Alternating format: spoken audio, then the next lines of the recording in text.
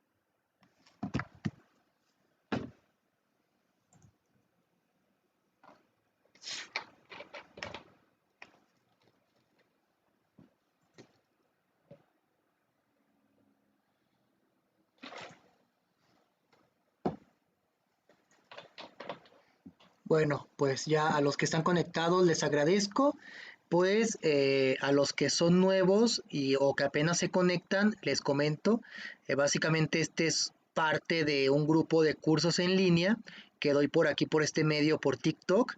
Ya he dado algunos cursos sobre principios del derecho penal, derecho procesal penal, derecho civil, derecho familiar. Entonces ya hemos visto en varios cursos la teoría, pero es importante también ver la práctica. El día de hoy vamos a revisar cómo es una sentencia real, no el concepto, sino una sentencia de un asunto que real. Y el día de mañana vamos a revisar un contrato real y en su caso lo vamos a modificar con ejemplos. Entonces, bueno, en primer lugar es importante mencionar que lo que yo voy a proyectar es la sentencia pública. ¿Esto a qué se refiere? A que se omiten los datos de las partes, tal como aquí se puede apreciar. Dice que el número de expediente está, pues ahora sí que con asteriscos, el nombre de la parte actora, de la parte demandada, también en asteriscos, para que no se pueda, pues ahora sí que hacer mal uso de la información de las partes. Entonces, las versiones públicas, según la reglamentación de cada poder judicial de cada estado, se manejará de distintas maneras. Aquí, por ejemplo, en el caso del estado de Guanajuato, tenemos que en la misma página del Poder Judicial del Estado de Guanajuato se suben las sentencias públicas y en varios estados de la República también se hace así. Entonces vamos a revisar sentencias del estado de Guanajuato y con los datos pues ya totalmente cubiertos, se va a manejar todo privado para que no vaya a creer a alguien que vamos aquí a hablar de o a revelar datos confidenciales, ¿no? Entonces, comenzamos, vamos a dar primero una revisión muy rápida a lo que es una sentencia. Podemos ver que en la parte superior pues viene la ciudad donde se ubica el juzgado, luego por acá dice que es una sentencia, dice que se resuelve el proceso oral ordinario número, y pues ahí ese dato se considera confidencial, sobre divorcio necesario, pérdida de patria potestad y pago de alimentos, promovido por la ciudadana, vamos a decirle actora, en contra del ciudadano, vamos a decirle demandado. Luego vemos una parte que se llama resultando. En un momento vamos a regresar a esa parte. Viene el considerando. Eh, Dentro del considerando es donde el juez comienza a realizar su argumentación, comienza a decir, ok, la parte actora me presentó esta prueba y nos dice cómo valora esas pruebas. También nos hace un resumen de las pruebas que ofreció la parte demandada y nos dice también cómo analiza esas pruebas, analiza cada una de las prestaciones y la última parte de una sentencia, me voy a ir hasta el final para que la puedan revisar, es precisamente los puntos resolutivos, donde dice se resuelve. A veces como abogados cuando tenemos pues ahora sí que prisa por comunicarle el asunto al cliente, acudimos primero a los puntos resolutivos para ver qué nos resolvió el juez. Aquí viene como un resumen en donde dice que el tribunal es jurídicamente competente, que la vía oral ordinaria por la cual se encausó el proceso fue la correcta, se declara disuelto el vínculo matrimonial, se ordena que el divorcio se registre en la oficialidad del registro civil donde se registró previamente el matrimonio y aquí dice como resumen que la parte actora, acreditó la segunda de sus prestaciones. Acá dice que la parte demandante, es decir, la actora, justificó la tercera de sus pretensiones. En el séptimo se absuelve la parte demandada respecto al pago de gastos procesales y pues bueno, se le da salida al expediente. Luego acá viene el dato del juez y digamos que los puntos resolutivos nos permiten saber de una manera muy resumida cómo resolvió el juez, pero digamos, muchas veces nos vamos a esa parte para decir, ok, vamos a ver como abogado si gané, si perdí, y en su caso hay que atender también a toda la parte anterior, que eran los considerandos, para entender por qué el juez resolvió de esa manera. Porque, ok, estoy viendo que dice que procedió el divorcio, procedió la segunda prestación, la tercera prestación, y lo que no procedió fue el pago de gastos y costas. Ok, pero nos quedaría la duda, ¿por qué resolvió así? Si el juez nos diera solamente los puntos resolutivos, estaría incumpliendo con lo que marca la Constitución, en el sentido de que pues nadie puede ser privado de sus derechos y nadie puede ser molestado, sino en virtud de mandamiento escrito por autoridad competente, nadie puede ser privado de sus derechos a menos que se siga un juicio ante los tribunales competentes que estudien el asunto y precisamente la Constitución y el Poder Judicial Federal a través de distintas jurisprudencias nos ha señalado que para que una sentencia sea completa, sea clara y resuelva el asunto, tiene el juez que explicar las razones de por qué llegó a esas conclusiones.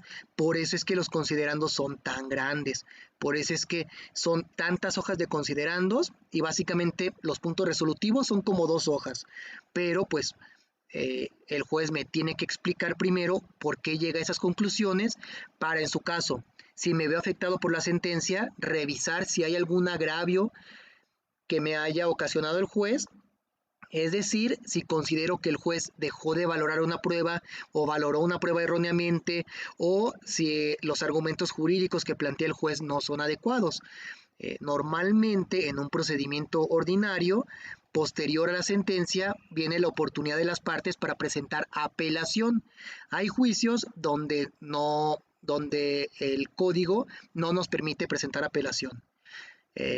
Luego, después de la apelación, pues ya se considera que el proceso ordinario ha terminado y hay ocasiones en donde si aún así consideramos que hay alguna violación de algún derecho humano o de alguna cuestión que impacte en los derechos que marca la Constitución y los tratados internacionales en materia de derechos humanos, podemos presentar un juicio de amparo. Nada más que el amparo es un juicio, no un recurso. A veces algunos dicen, bueno, tengo mi juicio principal, se pierde por alguna razón, presento apelación. A veces se pierde y hay quienes manejan la situación como, bueno, pues ahora voy a presentar mi recurso de amparo.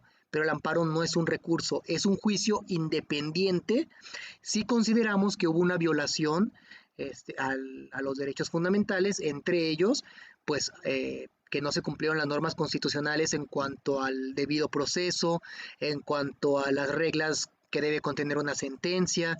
Entonces, en esos casos, pues se presenta un nuevo juicio que sería un juicio de amparo. Bueno, ya de ahí Ya en el juicio de amparo, pues podrá haber un tema de revisión de juicio de amparo. Y ahorita de lo que me pregunta de si se puede presentar un amparo contra una ejecutoria de amparo, ahí permítanme checarlo porque como ahorita no voy a entrar al tema de amparo, pero se lo checo y le respondo yo creo que el día de mañana. Y yo creo que vemos como tal un amparo el día de mañana, porque ahorita quiero ver más bien terminar como la sentencia, porque quiero como entrar un poco más a fondo. Ya vimos las partes, pero quiero que revisemos cómo argumenta un juez. Entonces, eh, comenzamos por acá, en donde, eh, pues primero, aquí el juez nos dice que lo que está emitiendo en este escrito es una sentencia. Está resolviendo un proceso oral ordinario y acá comienza el resultando, en donde primero nos resume qué es lo que ocurrió. Básicamente dice que en la secretaría de este juzgado, ¿de cuál juzgado? Es el juzgado de oralidad familiar de Purísima del Rincón. Entonces, ahí la ciudadana actora demandó en la vía ordinaria el divorcio sin expresión de causa, la pérdida de patria potestad y el pago de alimentos al ciudadano demandado. Mediante proveído emitido en fecha tal, dice que una vez que fueron satisfechos ciertos requerimientos, se admitió a trámite la demanda y se ordenó emplazar a la parte demandada. Entonces luego por aquí viene cómo se realizó el tema del emplazamiento, en donde se buscó al demandado, no se le localizó y se ordenó emplazar a la parte demandada a través de edictos. Eh, ¿Qué significa el tema de que se notifique por edictos? Significa que eh, si buscamos a la parte demandada y no la podemos localizar, podemos primero pedir oficios de búsqueda para ver si alguna autoridad cuenta con algún domicilio o si alguna empresa cuenta con algún domicilio registrado del demandado. En ese caso, pues precisamente lo que se hace es solicitar los oficios, hacerlos llegar a las autoridades y a las empresas, esperar a que respondan.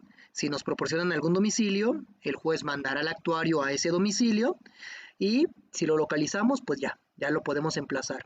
Si no se le localiza, pues entonces aquí conforme a la legislación de Guanajuato, primero hay que solicitar el desahogo de una prueba testimonial para acreditar el desconocimiento generalizado del domicilio, es decir, presentar de 2 a 3 testigos que señalen cuál fue el último domicilio de la parte demandada. Obviamente lo tienen que decir bajo protesta de decir verdad, apercibidos de que si mienten, pues cometerían un delito, además de que incurrirían en ciertas penas. Entonces, tanto administrativas como, como pues penales.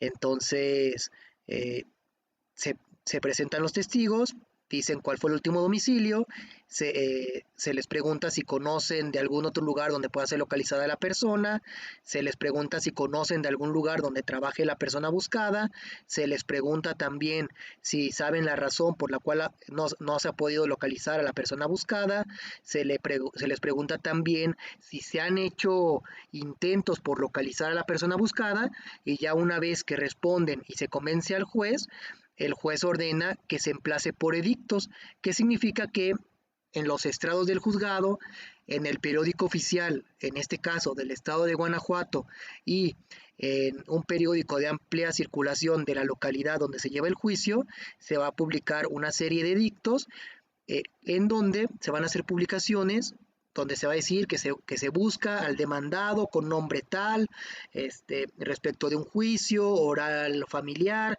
se le va a resumir el juicio y se le va a pedir a la persona que pues se presente ante el juzgado. Entonces, normalmente cuando se emplaza por edictos, la persona no se hace presente en el juzgado porque estamos en el entendido de que pues no tenemos domicilio, no sabemos dónde puede estar, pero es una formalidad que nos requiere la ley. Entonces se hace la publicación y si la persona no contesta demanda, pues entonces seguimos el proceso. En este caso, conforme a la legislación de aquí de Guanajuato, se le tiene al demandado por contestando en sentido negativo, es decir, oponiéndose a las prestaciones que solicita la parte actora. Entonces de ahí seguimos el juicio y aunque la otra parte no haya contestado a demanda, tenemos que seguir con el periodo probatorio y con la audiencia correspondiente para acreditar nuestras pretensiones. Aunque digamos, bueno, es que la otra parte no se presentó, pues no, pero como se le tiene por oponiéndose, tenemos que demostrarle al juez por qué las pretensiones que solicitamos proceden. Entonces, bueno, de ahí le seguimos. Viene por acá más información en cuanto a cómo que precisamente lo que yo decía, que se emplazó por edictos, que al demandado se le tuvo por contestando en sentido negativo, y pues bueno, ya después de que el juez nos da como un resumen de lo que ocurrió, en donde dice que después de eso se citó audiencia preliminar y después se desarrollaron las etapas correspondientes, se citó a la audiencia de juicio y se verificó en su oportunidad, por lo cual se emite la sentencia. Entonces, aquí precisamente es donde viene todo el resumen de lo que ocurrió. Y Areli, del emplazamiento por edictos, justo lo acabo de decir, pero me puede mandar mensaje privado para mandarle el grupo de Telegram a donde voy a subir el video para que ahí lo pueda volver a reproducir. Este video, bueno, el live que estoy haciendo ahorita, después lo descargo y lo subo a YouTube. Entonces, después de que el juez nos dio Sí, sí, de nada. Después de que el juez nos dio un breve resumen en el resultando, viene el considerando, que es en donde el juez me va a decir por qué resuelve como resuelve. En primero, nos señala si el tribunal se considera competente o no para conocer del asunto. Entonces, después procede al estudio de la vía, si la vía por la cual se sustanció el juicio precisamente fue la procedente.